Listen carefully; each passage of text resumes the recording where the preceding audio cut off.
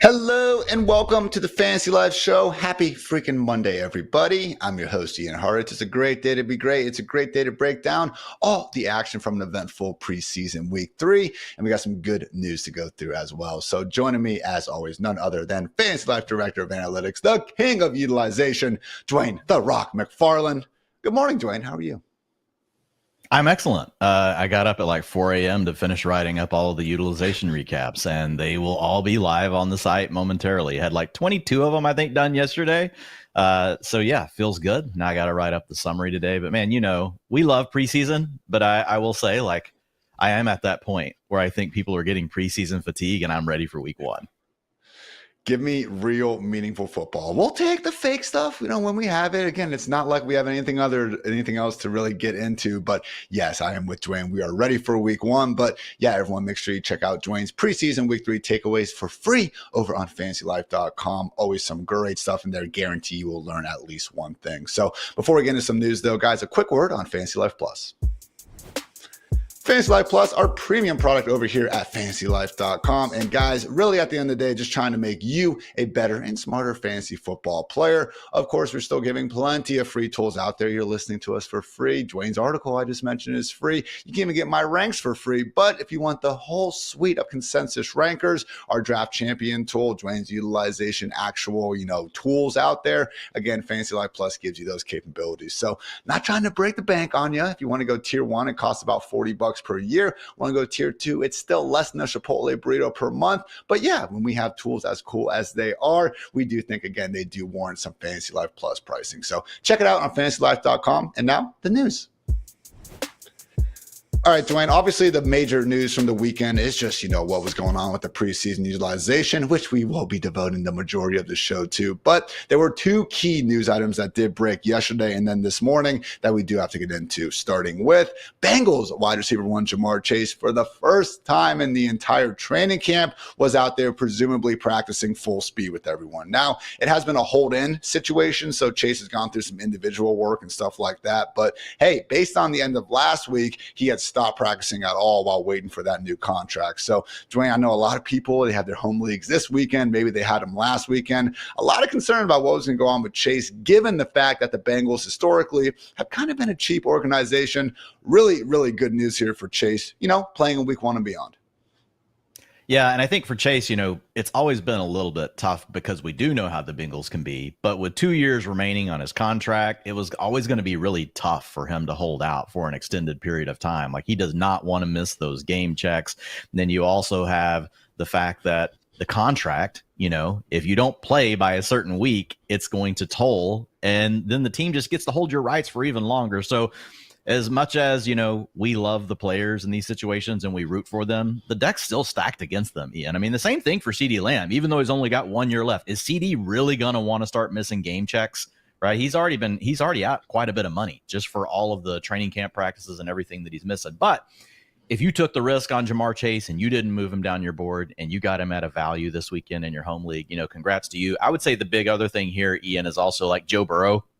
We can just feel locked in about him being one of the best values on the board at quarterback. You could argue that he should go right next to C.J. Stroud. He goes around to 2 rounds after C.J. Stroud. We've got T. Higgins. We now get Ja'Marr Chase back. We're looking at a guy that's averaged 20.6, 22.7 fantasy points per game. And a lot of people will be like, well, yeah, but 15.5 last year.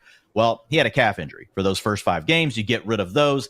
He averaged 22.2 points per game when he was healthy last year. So you're getting a 20 to 22 point per game quarterback, and you're getting him in rounds 7 to 9 of your draft, depending on where you're drafting. That is a cheat code along with Jaden Daniels, as well as, Kyler Murray's right there in that range as well.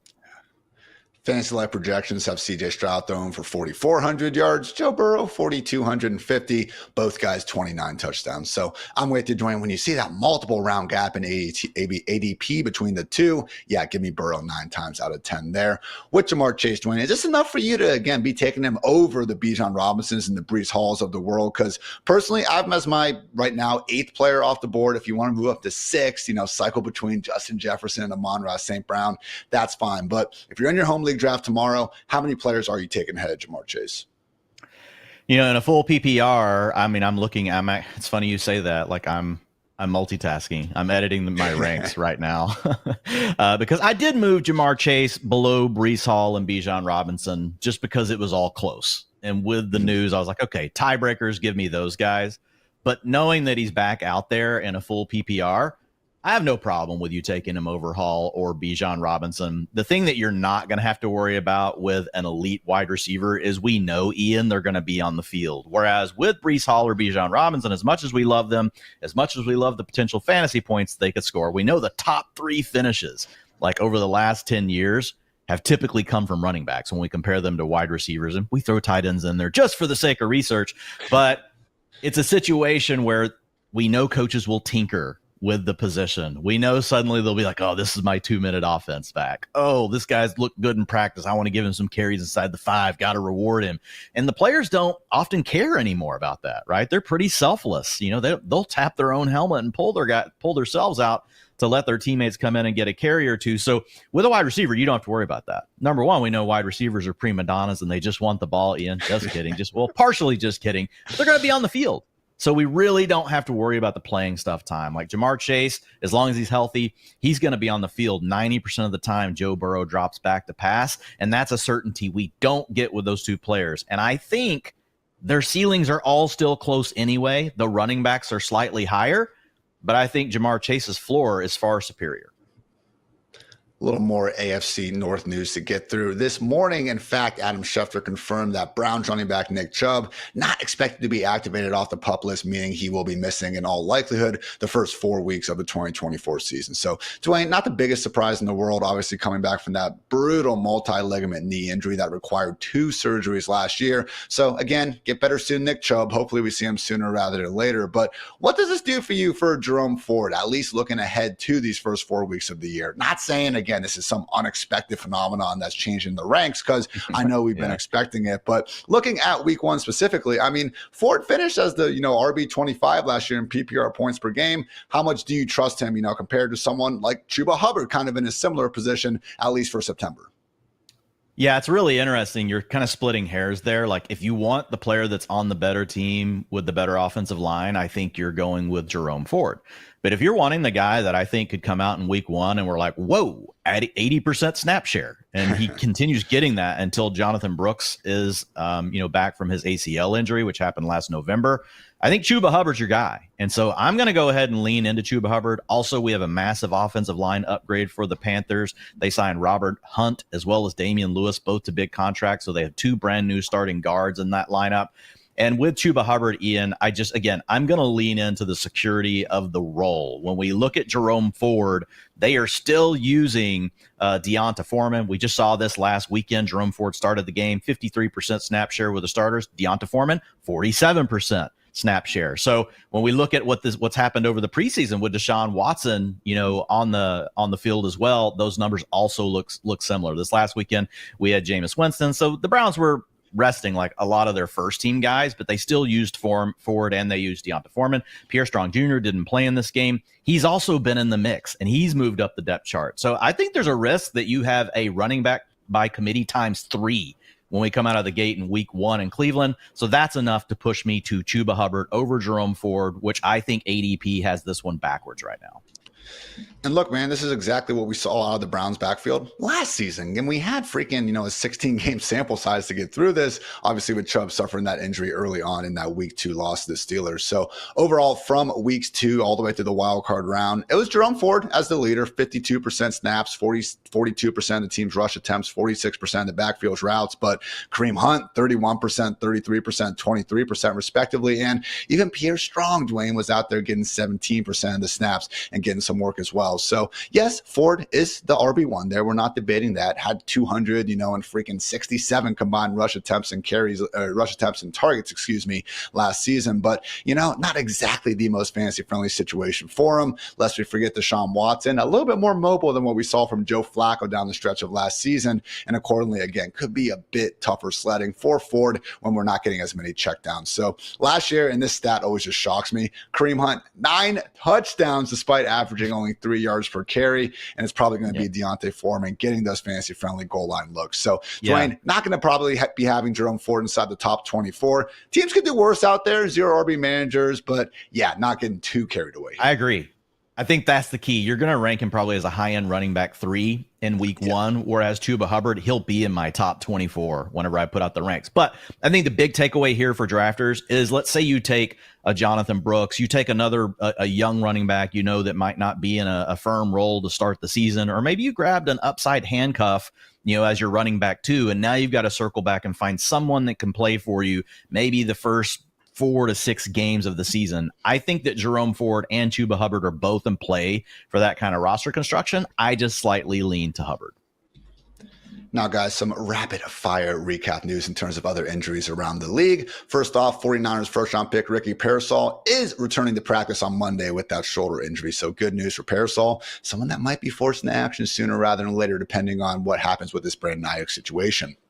Deshaun Watson, speaking of the devil, is going to be ready for week 1 per Ian Rappaport. Now, again, dealing with that shoulder, and we had that crisis going on last week, but did return to a full practice on Thursday, seemingly good to go again for that week 1 matchup against the Cowboys. Chase Edmonds, Buccaneers, potential RB2, likely to start the season on IR. Good news for Bucky Irving. Much more on him in just a little bit. Cardinals wide receiver Zay Jones got suspended for 5 games. That's what happens when you come at our one true short king, Greg Dortch, I guess. Jelani Woods, unfortunately, out for the next 4 months with turf toe.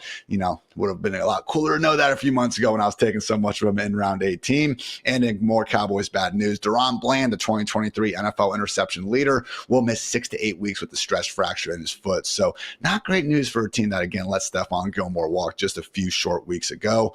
This morning, Chiefs re-signed old friend Juju Smith-Schuster, had 933 yards on 101 targets for the 2022 Chiefs, but looked like even a show of himself that season last year in New England. Not expecting him to be much of anything in Kansas City. As Dwain and I said before the show, actually, probably more so just insurance for Rashee Rice, more so than someone that's actually going to be out there stealing active snaps.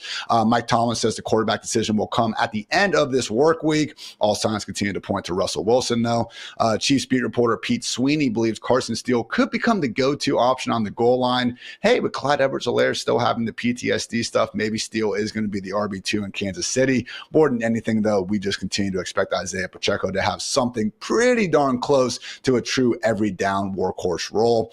Tom Pelissero talking on CeeDee Lamb, basically saying that the deal is expected to get done. It's not super complicated, just the reality of the Cowboys kind of continuing to drag their feet in recent years in these extensions. So hopefully not too much longer that we continue to speculate there.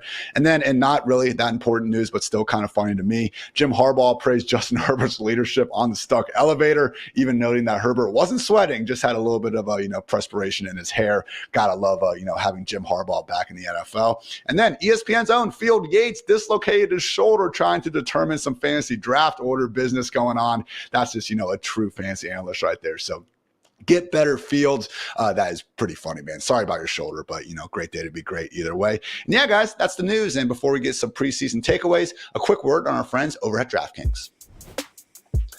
Hey everyone, with the football season kicking off, it is the perfect time to dive into the action with our partners over at DraftKings, the #1 place to bet on touchdowns. And right now, all new customers who bet $5 will instantly get $250 back in bonus bets, plus get 1 month of NFL Plus Premium on us. That's something we can all celebrate. Download the DraftKings Sportsbook app today and sign up using our promo code FANTASYLIFE. The crown is yours. Stay in on the action. Use your $250 in bonus bets to bet anytime touchdowns on DraftKings. DraftKings is the place to bet on touchdowns. If sports betting is not yet available in your state, don't worry. You can still join in on all the fun with DraftKings Daily Fantasy and have the shot to win cash prizes. Download the DraftKings Sportsbook app now. New customers use our promo code FANTASYLIFE and bet just $5 on any wager and get $250 back in bonus bets instantly, plus that 1 month of NFL Plus Premium on us. That's promo code FANTASYLIFE only at DraftKings Sportsbook. The crown is yours. All right, Dwayne, eventful week 3 of the preseason. Had a lot of teams out there actually using their starters, not quite like some of the old days where, again, this was kind of, the last week of the preseason, I should say. Formerly week 4, barely ever got anything. Because there's only 3 weeks now, we did actually get some more data points, despite it being the last week of preseason action. So starting off with the 2023 #1 overall pick, Bryce Young. Looking pretty good out there, Dwayne. Now, wasn't a completely smooth drive. They had to convert a 4th and 3 at the opponent's, 45-yard line. Not sure if they even would have gone for that if it was more of a regular season game. But regardless, Bryce Young marched the offense down the field, threw a touchdown, even showed off some off-script goodness, finding Deontay Johnson for that aforementioned 4th down conversion. So overall thoughts on Bryce Young, someone who really has just been left for dead in drafts all offseason, regularly available at the very end of pretty much any fantasy draft right now. Yeah, history tells us Bryce Young is going to improve this year. It's just a matter of how much. We've seen actual terrible seasons from rookies in the past when they didn't have any surrounding cast. All he had was Adam Thielen last year. They had a reach for Jonathan Mingo in round 2. I think most of us acknowledge that. They tried to make the best of the situation he in, but he also had pressure right in his lap, like almost every play last season. So what do? They go out and they upgrade their 2 guard positions. They give big contracts to Damian Lewis as well as Robert Hunt. Then they add Deontay Johnson via trade. We know Deontay Johnson is a great target earner. And then they draft Xavier Legette. Yeah, not the guy we love the most in the supermodel, but the intent is there. Then they go get Jatavion Sanders in round 4. Who knows if a round 4 tight end is really going to do anything? It's not normally something that we see, but they at least try to get a weapon. And then we've already talked about Jonathan Brooks, as we talked about Chuba Hubbard. They took him in round 2 of the draft, an explosive playmaker. So I think you could make an argument that this is the most improved offense in the NFL. And while this was against backups, in his first game we saw this preseason, because he didn't play in the first 2 weeks, he was sharp. We know not to overrate completion rate and yards per attempt in the preseason, guys. That's going to lead you to things like Kenny Pickett. Don't get it twisted here. But when you look at the individual plays and you watch Bryce Young on film, I thought he looked good. And this is a guy that we saw these sort of things from at Alabama. All he can do is play the guys that are put out opposite of him. I know a lot of them were backups, but he only had 3 of his 5 starting offensive linemen. It's not like he had all his players either. Xavier Legette's not playing due to an injury. And I thought, look, buying time in the pocket, stepping up in the pocket, the scramble drill you mentioned to Deontay Johnson on a 4th down.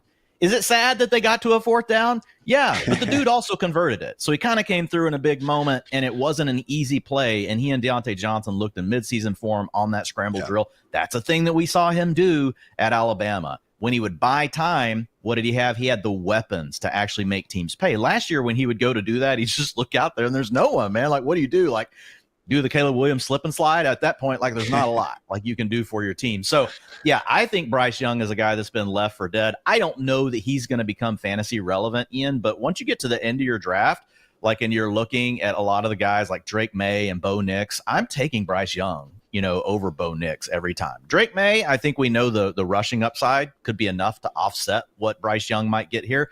But would I be surprised if next year we're like, man, Bryce Young, is he going to make our top 12? Because he looked really good last year. He threw for 4,000 yards, threw 26 touchdowns. What if he takes another step forward? I think that's totally in the range of outcomes. And the big takeaway here, Ian, is Deontay Johnson.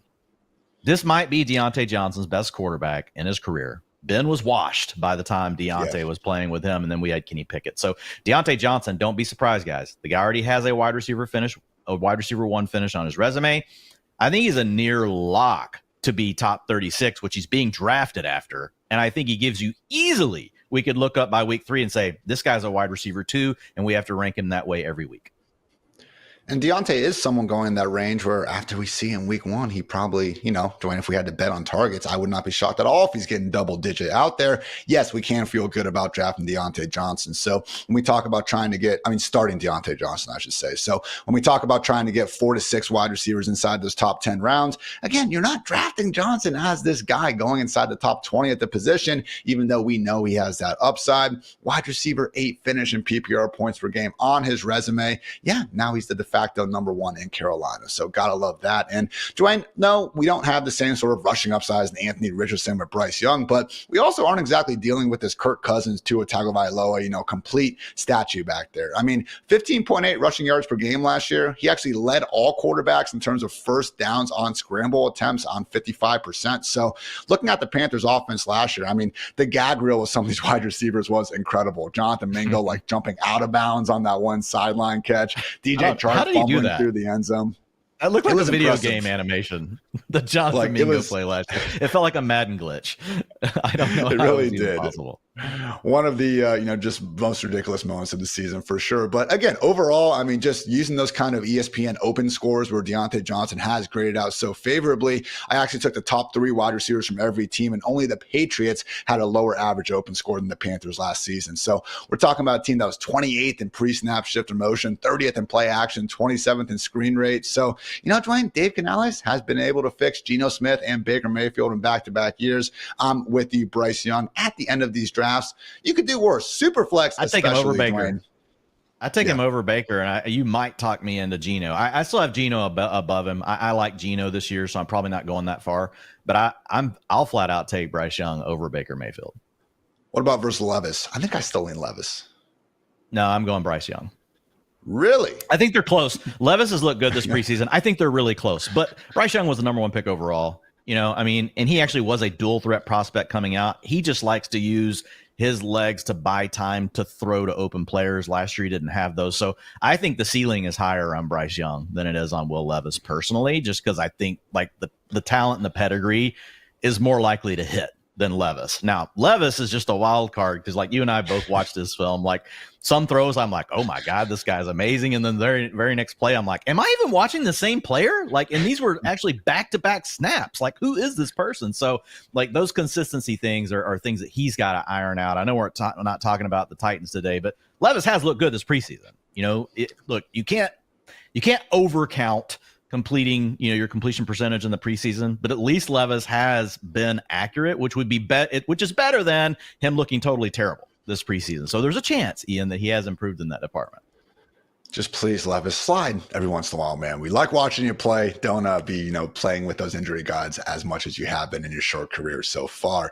All right, Dwayne, another big item of, debate with the preseason week 3 goodness is the Seahawks wide receivers. We saw Geno Smith march right down the field and threw several just complete dimes out there. And hey, Geno Smith, number 1 quarterback in completion percentage over expected during these last 2 seasons, had the beautiful touchdown to DK Metcalf and also found Jackson Smith in the Jigba on a deep slot fade. So Dwayne, naturally, fantasy Twitter reacted rationally to all this. No, of course they didn't. People are now talking about Jackson Smith and the Jigba as a must-draft player. And Dwayne, it's not that JSN couldn't have a really nice year, but what did we see, if anything, that actually, should be changing our opinion on Smith and the Jigba and the passing game in general, other than like, yeah, you guys look good against some backup corners, but did we really learn anything new about the Seahawks offense last weekend?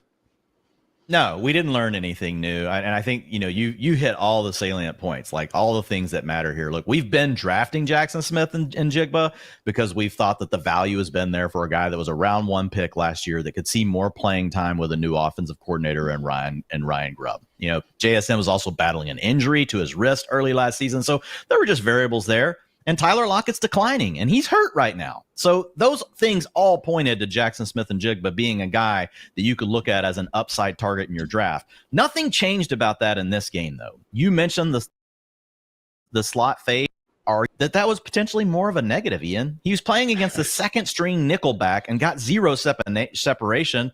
That was just an absolute seed from Geno Smith. So better throw. Great catch. Good job coming up with it, JSN. But, bro, I'll be honest, I would rather see you get a little bit more separation against the backup nickel corner for the Browns. So I think JSN stays right where he is. Let's not lose our minds. I get it, folks. We want to post clips like that on social media so we can get our likes, but I don't see anything changing. And again, the whole, oh my gosh, he had such a low ADOT last season thing. They weren't using him right. It would have been cool to see him at least make something out of those laid out opportunities. I mean, Rashee Rice, Deebo Samuel, these guys are in a complete different world than JSN when it came to what we were seeing from them and the yak, sort of thing. So, Dwayne, you do have your projections live on FantasyLife.com, which everyone can get with a Fantasy Life Plus subscription. And right now it is looking at DK Metcalf as the lead with 120 targets. JSN number 2 at 104, but Tyler Lockett's still very much there at 97. So right now, JSN kind of going at wide receiver 40 range, wide receiver 42, wide receiver 43, something around there. If we do see Lockett continue to have this injury, let's say, and there's no reason to believe this, but if Lockett is out in week 1, say, Dwayne, is JSN even bumping up that high? Like, okay, wide receiver 3 territory, that's fine, but I don't even think removing Lockett from the equation necessarily has JSN as this immediate must-start option in Fantasyland. Yeah, I think he'd be a wide receiver 3 in that scenario. And, we would just adjust from there. Now, JSM may come out and really smash in week 1. There's a lot of things we liked about him as a prospect. Yeah. What's funny is I went from feeling like he was underrated to an extent as a prospect to now it's like having to go the other way, which always feels weird when you have to have these conversations because people then immediately think, oh, you just don't like him. I'm like, actually, I did like him, like probably more than some other people liked him last season. But with JSN, he's a guy that we just want to target in our drafts right now. If you've still got one coming in that rounds 8, 9, 10 range, depending on where you're drafting, because he does have the upside with Tyler Lockett declining. What he's going to be, we still can't say for sure, but he is a round 1 talent that could be the wide receiver 2 for the Seahawks this year. And you've already mentioned how good Geno looks. But yes, I would say wide receiver 3 week 1 would be about where I would have him ranked if no Tyler Lockett. My wide receiver 42 going into the year. And yeah, we'll get a nice little probably 10 spot bump with no Tyler Lockett. So good stuff there, Dwayne. Now some Sunday night football goodness. I was getting to watch it at the lovely, okay enough, I should say, Midway Airport in Chicago. But Drake May and the Patriots took on the Commanders, and the number 3 overall pick happened to look pretty good with his opportunities. Led a touchdown drive in his first opportunity after Jacoby Brissett suffered a shoulder injury, and then also had a really nice, deep throw to his while he was rolling out to his left for another touchdown. Unfortunately, that one got nullified on a pretty ticky-tack, illegal formation penalty, I believe it was before the throw. So, Dwayne, it seemed like a situation where May, who has been, improving throughout the preseason, maybe, just maybe, could have snatched that QB1 job away from Jacoby Brissett. That said, Patriots head coach Jerod Mayo went on record afterwards saying that May is still our second best quarterback on the roster right now, and we're going to play the best players. So, sigh. Looks like May is probably not going to get that week 1 start, Dwayne. We'll see what happens with the Jacoby injury update, but overall thoughts on, if we can start trusting May as an end of the draft, I should say, kind of QB dart, because, again, the archetype, the profile is there. We just need to actually get the snaps. Yeah, I mean, look, and we don't get to watch practice every day, and we also don't know everything that's going on with the Patriots as far as this decision. They may just be looking at what we've also witnessed this preseason, and that offensive line is absolutely dreadful. Now, they've not had all of their starters out there yet, but I mean, Jacoby Brissett was nearly decapitated yesterday. And the fact that Mayo says he could have returned to that game, like, wow, like this dude's an absolute gladiator because he got blasted. So glad to hear Brissett's doing okay. But if I'm looking at this, and again, I don't get to watch practice every day, if it's purely on who can probably run this offense the best and, the escapability I think that Drake May provides you that you don't get from Jacoby Brissett, who's pretty much a statue at this point in his career, I feel like May gives the team the best chance to win early in the season. Having said that, the Patriots might just be expecting a losing season. I know coaches never want to admit that, but they may be looking long-term here with Drake May. That's the most plausible thing I can think of, Ian. Again, they see the reps in practice, and they might really believe that Brissett's slightly better, but I have a feeling that's pretty close. I think some of this is coming down to they just want to keep Drake May safe. The challenge is going to be, those Patriot fans within 3 or 4 weeks, if you're 0-4, they're going to be screaming bloody murder that they're going to want Drake May on the field. And guess what? Your team is going to cave anyway. You're going to end up putting Drake May out there. You're going to have to take a risk for him. So I would just like to see him out there week 1. I get it. David Carr got obliterated with the Texans back in the day, and I do believe he was shell-shocked after that. So maybe that's the thing they're looking at. But yes, Drake May is the guy in fantasy. I don't think you can draft him right now in your managed league formats. You can in best ball. He is the guy that can run around. You mentioned the archetype. He's the guy that you want. But looking at him on the waiver wire for right now, the other challenge is, Ian, like, man, what are the Patriots doing with these weapons? We still have KJ Osborne and Tyquan Thornton running out there with the starters for one drive, and then they start rotating with Jalen Polk. Like, come on, like, I don't know, man. I'm getting kind of bad vibes from Jerod Mayo. I feel like he's kind of like an old fuddy-duddy.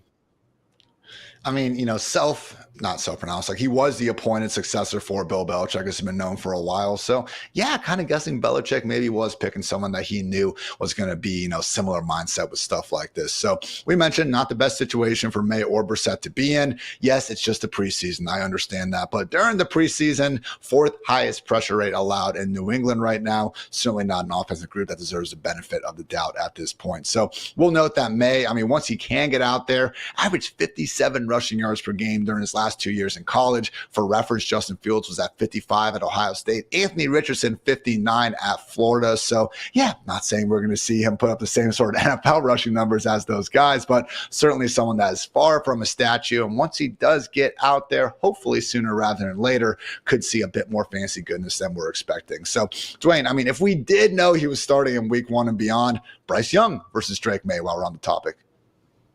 I think I'm going Bryce Young. I just like the weapons better right now. He was the number 1 overall pick, but it's close. You could argue that at least we know May's going to run. And with Bryce Young, you may not get that. And if he doesn't progress as a passer, then May's going to easily outscore him in fantasy points. I just think there's a chance with Deontay Johnson, Adam Thielen, of just one of these young other players, whether it's Jonathan Brooks, Xavier Legette, can step up and turn into a playmaker for the Panthers. We could suddenly be looking at an offense where we're like, wow, like we underestimated this offense. I don't see any way that we're going to do that with the Patriots. Certainly looking tough in New England. And guess what? Deal with it, Patriots fans. You guys have freaking, 5 or 6 Super Bowls in the last 25 years. We love you. I do not feel bad for a second, man. Yeah, exactly, man. That freaking, the parade kid where he's got that sign showing all the championships from the Celtics, the Bruins, and all this. Deal with it, guys. But I think you're still in good hands long term. Again, Drake May certainly seems like a good long-term franchise option. Just 2024, maybe going to be a bit rocky.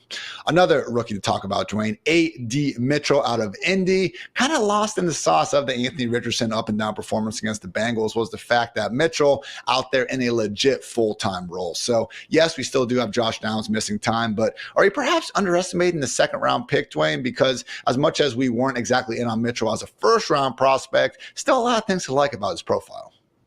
Yeah, I think Adonai Mitchell should be going much closer to guys like Ladd McConkey in fantasy drafts right now. Ladd McConkey's not playing in 2 wide receiver sets this preseason, so he's going to be facing, potential limited playing time. Folks worried that when, Josh Downs returns, Adonai Mitchell might face that kind of issue. It's already a known issue for Ladd McConkey on another team that's going to run the ball a lot with the Chargers. So I feel like these 2 players should be pretty close, Ian. And when you look at Mitchell, I think there's a couple of positives here. Number one, just him kicking inside to play the slot this preseason, 86% route participation, 22% target share, but mostly from the slot with Josh Downs out. I get it. That's probably Downs' role when he gets back, but that's still a positive to me that they felt good enough about him knowing that position to let him play there. I mean, that shows versatility. And if anything were to happen with Josh Downs or the high ankle sprain lingers, well, this is playing time that we know Mitchell's going to get, and he's going to get favorable matchups. He's a big size, speed, mismatch player. Playing him from the slot, man, I would absolutely love to see it. The other thing is Alec Pierce, who played on the outside because Josh Downs has been out, whenever they go to 12 personnel, which is your 2 tight end sets, 2 wide receivers, guess who's moved outside? Adonai Mitchell. He has a 75% snap rate from 12 personnel this preseason, 25% for Alec Pierce. So that tells me that Adonai Mitchell's probably also ahead of Alec Pierce for the outside role. So I think his playing time is pretty secure with the Colts, and I think the big-time play upside is enough that, again, you don't have to take him right where Ladd McConkey goes, but this guy shouldn't be going 3 or 4 rounds after Ladd McConkey in some of these managed leagues that we see like over on Yahoo. He's not even getting drafted half the time on Yahoo. He's not getting drafted on ESPN. So if you guys still have your draft coming up, like he's a guy that you can take really late in your draft. If you're playing best ball on DraftKings, Underdog, wherever that is, again, there shouldn't be a 2 to 3 round difference in these players. And look, Mitchell didn't have the most clean profile throughout college, but when you look at it in some of the big plays he made at Georgia, second year having to go through some of the injuries, and even at Texas with Xavier Worthy on the other side of the field, I mean, truly one of the more fun, I think, incoming wide receivers to watch from a film basis. And it wasn't easy for him, Dwain. I mean, 535 unrealized air yards last season, the most among the top 30 consensus wide receivers before the draft. So wasn't exactly being fed any sort of, short, low ADOT, more of the, just easier kind of routes to hopefully pick up some yards on. And again, getting some of the slot reps, a very good sign to hopefully improve that. So I know I love bringing up these guys as RAS scores, and I know the predictive nature of it isn't all that great, but I don't know, Dwain, when we're talking about the 5th best score of any wide receiver since 1987. There is a lot of freaking upside there for AD Mitchell in this offense. So I'm looking at your updated ranks right now, Dwain, on FantasyLife.com. You have AD Mitchell as wide receiver 54 behind guys like Rashid Shaheed, Joshua Palmer, and Khalil Shakir. So no, I don't think we're exactly expecting the Colts passing game to be putting up fireworks. But hey, man, this was a team that was 10th in scoring last year, even without Anthony Richardson available for the majority of the season. So as much as Pittman is still the one, at a minimum, seems like Mitchell could rise up into that boomer bust wide receiver 4 territory, which, hey, you could do a lot worse than literally probably in the last round of your drafts.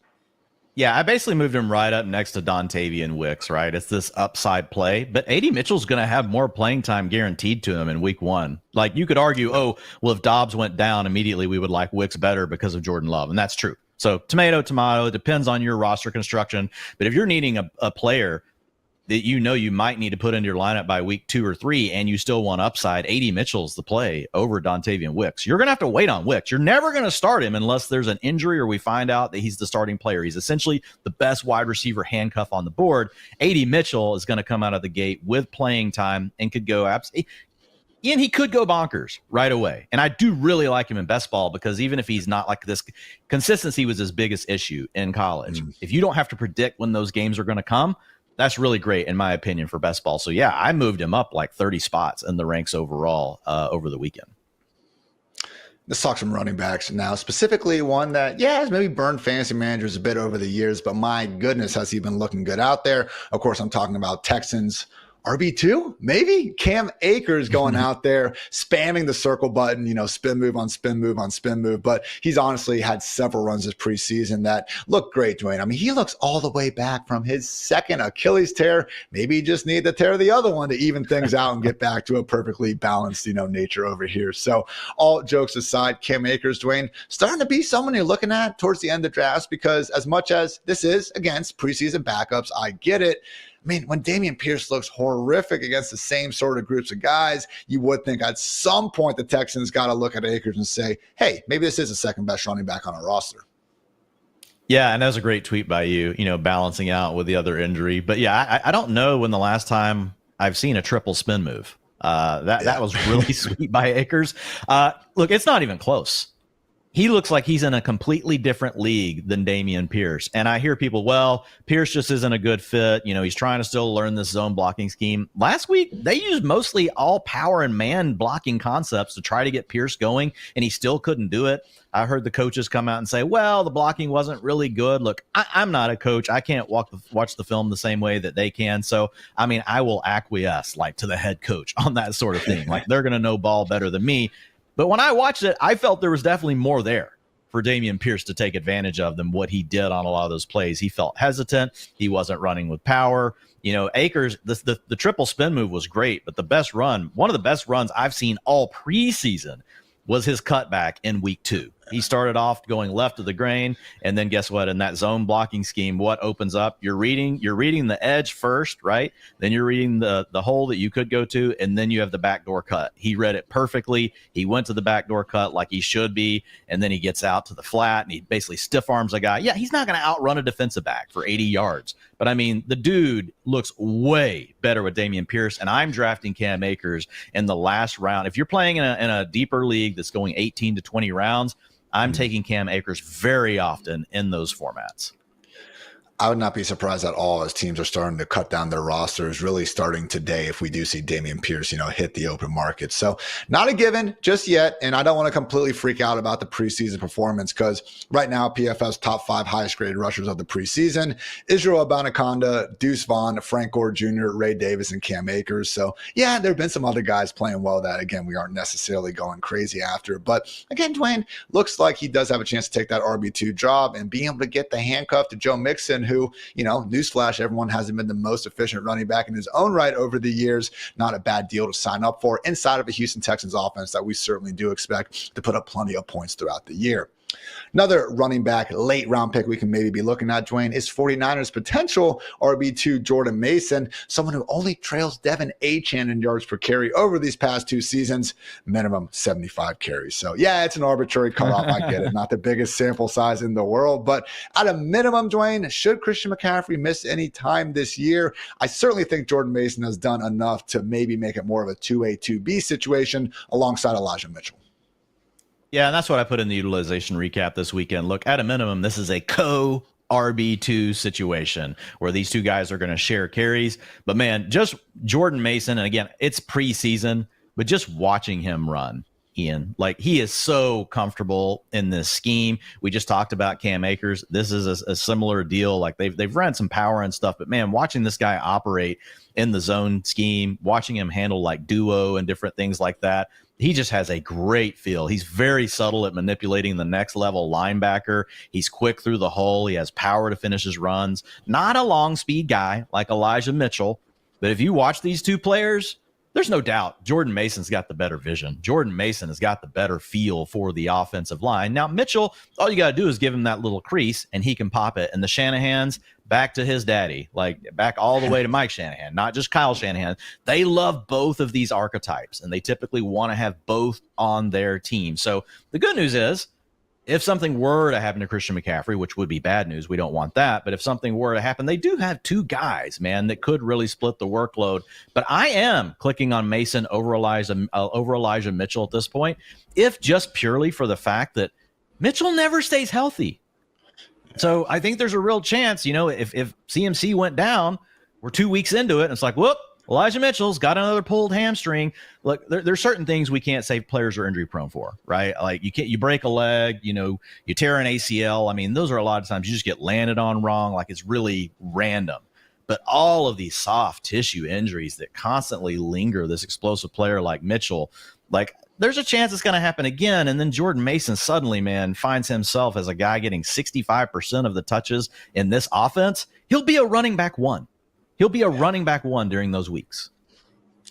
And I mean, at some point, Kyle, can you just stop drafting any running back before round 4? Because my gosh, he keeps finding all these late round gems. Yet the Tyrion Davis's price, Trey Sermon, now Isaac Guerrero. I mean, my God, dude, you're so good at finding the undrafted gems like a Jordan Mason. Maybe just stick with that. So I'm with you, Dwayne. Maybe not someone I'm going completely out of my way for, but God forbid we do see this calf injury with CMC persist. Mason quickly could actually be the guy ahead of Elijah Mitchell. But again, you're taking him. See. He goes right around Marshawn Lloyd. Who you taking? Ooh. Lloyd or Mason? I think it's similar. Probably Jordan Mason. They're point. Really close. I think that's where they are. If we knew that Mason was the clear-cut number 2, same thing with Lloyd. We know he hasn't been healthy, but you worry a little bit about A.J. Dillon. So I do think that they're similar. CMC is older. I think we like the 49ers offense slightly better. So, I mean, if you did lean to Mason, I think that's about the range where you could say, okay, I'm going to insert him into my draft plans. Would you take Tank Bigsby over Jordan Mason? No, I would take Mason. Ooh, I've got Bigsby after him. I think Bigsby is a clear cut too, but man, the allure of the 49ers, if he somehow did have like the lead role in that, I like it slightly more than the Bigsby, but they're close. Bigsby's moved, one of my guys that's moved up almost more than anyone in the ranks. So one guy I know we both have ahead of Jordan Mason and Tank Bigsby alike is Buccaneers RB2, Bucky Irving. Mentioned at the top of the show, but yeah, looks like Chase Edmonds is going to be starting the season on IR. And with that in mind, Dwayne, certainly looks like Bucky Irving has a clear runway as the RB2. After all, that's how he's being used in the preseason, working well ahead of Sean Tucker. So Rachaad White still the starter, but man, Dwayne, it's one of these situations where White's efficiency has not been there throughout his career on the ground. And yes, the guys behind him weren't making any more use of their touches. But if we do see Bucky go out there and start all of a sudden outperforming Rachaad White on the ground, not saying he's going to completely take Rachaad White's job, but I at least think at a minimum, this is a lot more competition than Rashaad's had to deal with over the past 2 years. And again, worst case, late in your drafts, after the top 150 picks, I think we're getting someone who is one injury away from getting a potential workhorse role in an offense that we have seen be willing to lean on one featured running back. Yeah, and I've moved Irving inside my top 150. I've got him up just above Ray Davis now. I feel better about the fact that he is the clear-cut number 2.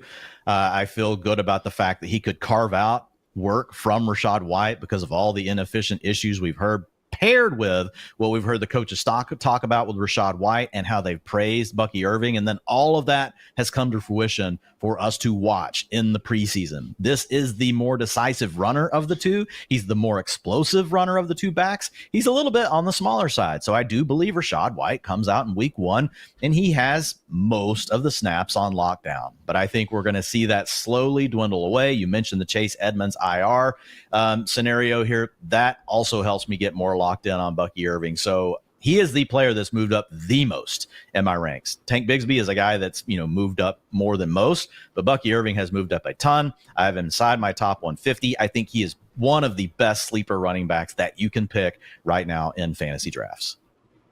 And it's not like Rachaad White is freaking, this massive 230-pound running back. I mean, Rachaad White is 6 foot 214. It measures out to a BMI in the 30th percentile. Bucky Irving is 5'9", 192 in the 17th percentile. So 2 guys with plus, receiving capabilities out there. Yeah, I know the athletic testing wasn't great, but if there is a position, Dwayne, where sometimes you're able to move past that and, again, find someone that understands the scheme and that's able to catch the ball out of the backfield and make up for, again, maybe just not being the fastest guy in a straight line, I do think it is over there at running back. So I'm with you. Bucky Irving really starting to rise up the ranks in a hurry and emerging as one of the best, clear-cut RB2 handcuffs right now. So how do you compare Bucky, though, against someone like Braylon Allen, also seemingly cemented as the RB2 for the Jets?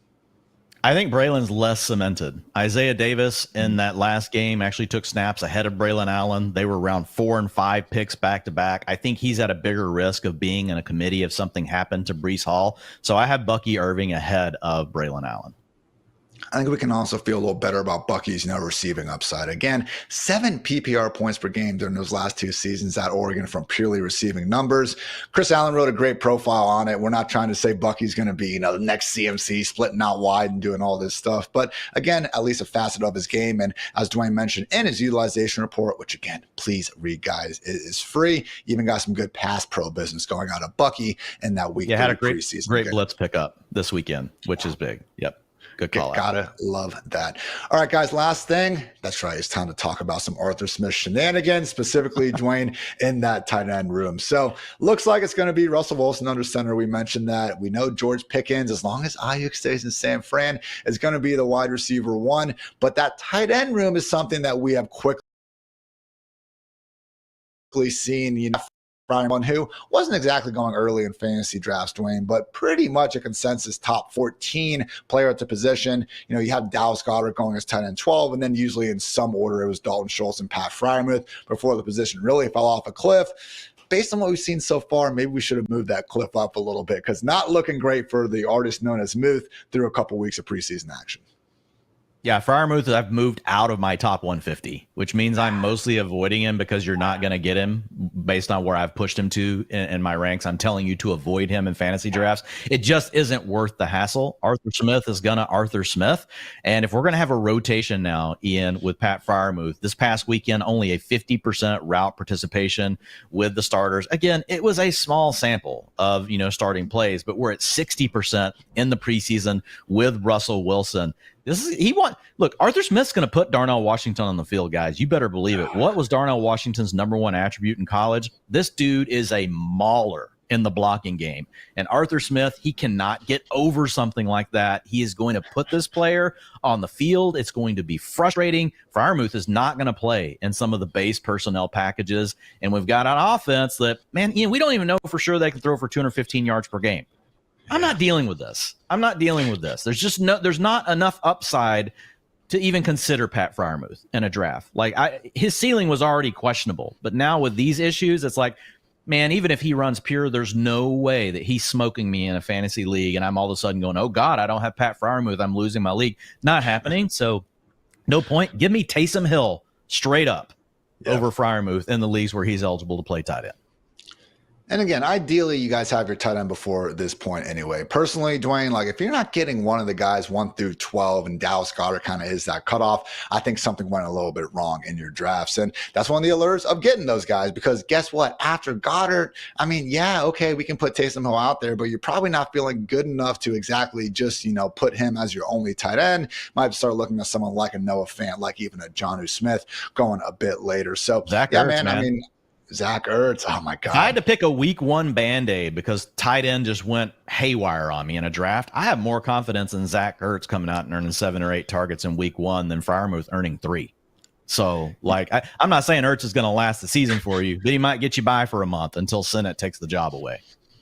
8 catches, 39 yards, 0 scores. Zach Ertz week 1. It's inevitable at this in a point. PPR, we'll take it. He is not. I hope you guys aren't playing in points per forced missed tackle leagues out there, because we're not going to get any from Ertz with that one. But again, only have to go back a couple years to find the last time Kingsbury played old man Ertz over a promising 2nd round pick back in Arizona. So we'll see there. But yeah, man, it's just so disappointing with my Freiermuth. I remember in our Steelers preview, us looking at it, and Darnell Washington was a blocker last year, 72% of his snaps, only had 10 targets. And then Connor Hayward, Michael Pruitt, Rodney Williams, the only other options. I mean, I remember us almost like joking around, Dwain, like, oh yeah, is Michael Pruitt really going to be out here doing something for Arthur Smith, coming from Atlanta? And yeah, it actually has, come to fruition that way. So with Russ, with Justin Fields, again, it is a relative quarterback upgrade. I think we can agree over the majority of guys we've seen the Steelers trot out there over the last 3 seasons. But even then, Dwain, I mean, beyond Cortland Sutton and DJ Moore last year, not like we saw those quarterbacks enabling more than one fantasy relevant option in those passing games as well. But maybe, just maybe, Dwayne, there could be another star in Pittsburgh. RB1, Cordero Patterson. Did you see that 30-yard touchdown run? I'm kidding, guys. I get it. It's going to be Najee Harris and Jalen Warren. But CPAT, man, how do you see the involvement going, Dwayne? Because as much as, no, we aren't trusting Cordero Patterson in Fantasyland. Maybe, points per kick return leagues. Okay, we can get talking. But how annoying do you think his usage is going to be alongside Najee Harris and Jalen Warren? I don't expect it to be a big deal. But again, it is Arthur Smith. So even if he got 5 to 10%, it would be worrisome. The bigger issue here, Ian, is that with the starters, I mean, Najee Harris played 40% of the snaps, and we had Cordero Patterson out there 60%. So this, maybe the Najee Harris upside might be more limited than we think in a scenario where Jalen Warren doesn't play. CPAC could also obviously do the same thing to Jalen Warren if something happened to Najee Harris. So I think that's the bigger implication here. I do think we should have some sort of side bet that if either one of us loses, we have to get a press conference pass through FantasyLife, and we have to go to Arthur Smith to a press conference, and one of us has to ask like some sort of awkward question, like about usage and why he doesn't just play his best players, and if he thinks that actually makes the defensive coordinators happy or mad at him. If like Najee and Jalen, what if they don't even combine for like 300 touches this year? That would be messed up. Yeah, Is that enough for you? Yeah, I think if that happens, you and I both have to go to a press conference and back to back ask him stupid questions he's going to consider stupid that we would think are good. Virtual handshake. I'm with you there, Dwayne. So again, CPAP, maybe not fantasy relevant in his own right, but yeah, could cap that handcuff upside for both guys. So that's going to do it today. Everyone, make sure you tune back in tomorrow, the next day, the day after that, and the day after that. Again, Monday through Friday, 9 a.m. Eastern, the Fantasy Life show. So appreciate you guys. For Dwayne, for producer Matt, for producer Kelsey, I'm Ian. Thanks again for tuning in to the Fantasy Life show. And until next time, take care, everybody.